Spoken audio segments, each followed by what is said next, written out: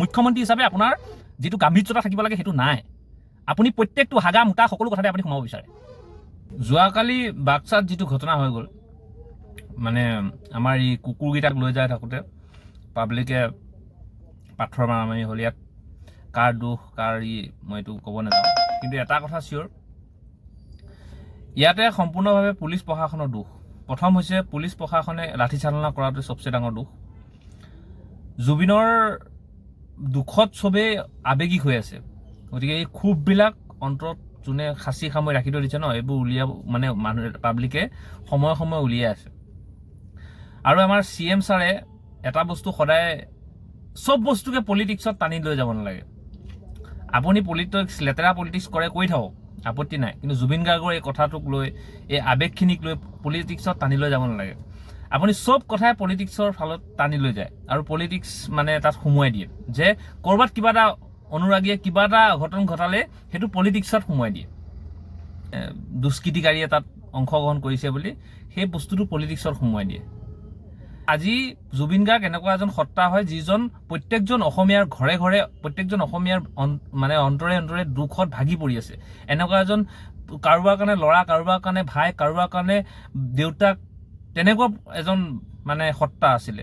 গতিকে আপুনি যি ধৰণে জুবিন মানে বৰপেটাৰ সেই শিল্পকেইটাক লৈ, মানে যি ফটকা বনোৱা শিল্পকেইটাক লৈ আপুনি যেনেকেও কৈছে যে সিহঁতে ডুবি যাব, কিয় লকডাউনত 3 বছৰ সিহঁতে ডুবা নাছিল নেকি? আপুনি সাহায্য দিয়ক তেখেতলোকক। আৰু আপুনি এটা কথা হয়তো জানে নে নাজানে মই নাজানো, আপোনাৰ মানে গুৱাহাটীত বিশেষকৈ ফটকা হোলচেল কৰা মানুহকেইজন হৈছে মাৰোৱাৰী, আৰু সেইকেইজনেহে ধনী হ'ব। সেই ইণ্ডাষ্ট্ৰিটো মানুহখিনিও ধনী নহয়। সেই ইণ্ডাষ্ট্ৰিটোৰ পৰা বহুত কম ৰেটত ফটকা কিনি আনি ইয়াত বেছি ৰেটত বিক্ৰী কৰে। ধনী হ'ব কোন? ধনী হ'ব সেইসকল মাৰোৱাৰী লোকহে। এবছৰ যদি ফটকা, আপুনি সেইসকলৰ কথা চিন্তা কৰিব নালাগে, কাৰণ আপোনাৰ ইলেকশ্যনত ফাণ্ড নাহিব বুলি পেলাই আপুনি সেই কথাটো চিন্তা কৰিছে। কাৰণ আপোনাৰ ইলেকশ্যনত ফাণ্ড দিয়া মানুহকেইজন মানে ফেঞ্চি বজাৰতে ডাঙৰ ডাঙৰ পুঁজিপতিকেইজন আছে, সেইকাৰণে আপুনি চিন্তা কৰিছে হয়তো। কিন্তু এবছৰৰ কাৰণে যদি ফটকা নুফুটালে আপুনি তেখেতলোক দুখীয়া হৈ যায়, তেনেহ'লে হ'বলৈ দিয়ক। আমি ফটকা নুফুটাওঁ আৰু দেৱালী আমি নমনাওঁ, আৰু 3 মাহ সময় ল'লে চৰকাৰে। কিন্তু এটা কথা, জুবিন গাৰ্গে নিজৰ জাষ্টিচ নিজে দি গৈছে, এই কথাটো সত্য প্ৰমাণিত হ'ল। কালি সেই 5জন কুকুৰ বুলি কৈছোঁ আৰু 5জন কুকুৰে গম পাই গৈছে চাগে হয়তো যে ৰাইজ কিমান ক্ষোভত আছে। সিহঁতে আজি ডেটত হয়তো জেলৰ ভিতৰত থাকিও মৰি মৰি জীয়াই আছে। কাৰণ এটাই, যে সিহঁতে অনুতপ্ত কৰিছে যে আজি ডেটত যে আমি কি ভুল কৰিলোঁ। জীৱনত কেতিয়াও সিহঁতে অসমখনত নিৰপেক্ষভাৱে কেতিয়াও ঘূৰিব নোৱাৰে। কেতিয়াও এটা সদায় বুকুত এটা ভয় লৈ ওলাই যাব লাগিব, শংকা লৈ ওলাই যাব লাগিব। অসমততো থাকিব নোৱাৰেই, সেইটো 100% চিয়'ৰ হৈ পৰিছে। কিন্তু তেখেতলোকক নিৰাপত্তা দিয়াৰ চৰকাৰে যি ধৰণে উঠি পৰি লাগিছে, হেমন্ত বিশ্ব চৰকাৰৰ এইটো চবচে ডাঙৰ এটা মাইনাছ পইণ্ট।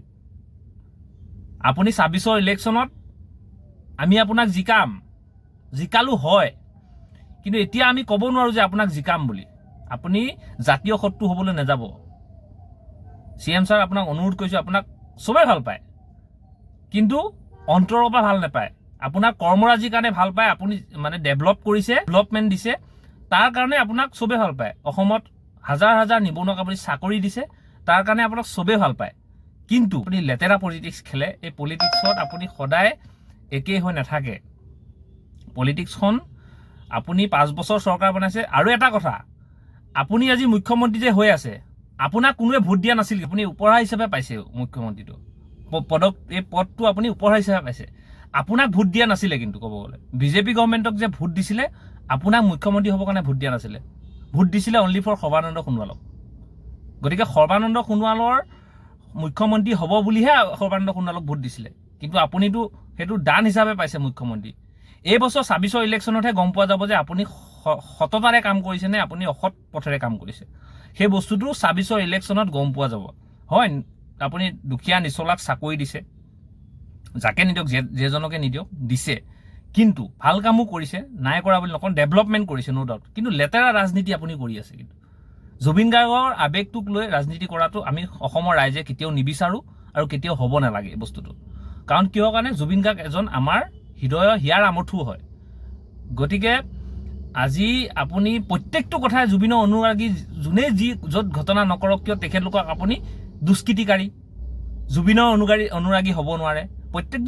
অসমৰ প্ৰত্যেকজন মানুহে জুবিনৰ অনুৰাগী, প্ৰত্যেকজন মানুহে জুবিনৰ অনুৰাগী হয় আৰু প্ৰত্যেকজন মানুহ আৱেগত আছে কাৰণে এইখিনি কাণ্ড হৈছে কিজানি। আৰু ইয়াতে পুলিচ বহুত সংযম হ'ব লাগে। প্ৰত্যেকটো কথাই আপুনি কমেণ্ট দিয়াটো আপোনাৰ কাৰণে এটা বেয়া দিন চুৰু হৈ আছে, বেয়া দিন আৰম্ভ হৈছে আপোনাৰ কাৰণে। আপুনি প্ৰত্যেকটো কথাই আপুনি নিউজ চেনেলৰ আগত বাইট দিয়াটো আপুনি জৰুৰী নহয়। মুখ্যমন্ত্ৰী হিচাপে আপোনাৰ যিটো গাম্ভীৰ্যতা থাকিব লাগে সেইটো নাই। আপুনি প্ৰত্যেকটো হাগা মোটা সকলো কথাতে আপুনি সোমাব বিচাৰে।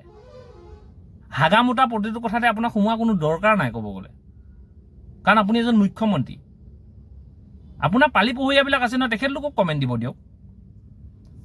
গতিকে মুখ্যমন্ত্ৰীৰ গাম্ভীৰ্যতাটো হেৰুৱাই নেপেলাব।